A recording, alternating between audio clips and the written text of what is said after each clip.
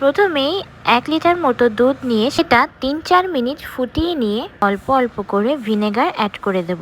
তবে vinegar directly দেওয়া যাবে না, আলাদা একটা পাত্রে ভিনেগার 3 চামচ আর জল 3 চামচ দিয়ে খুব ভালো করে মিক্স করে নিয়ে আস্তে আস্তে দুধের মধ্যে এটা দিতে হবে আর মিক্স করতে থাকতে হবে।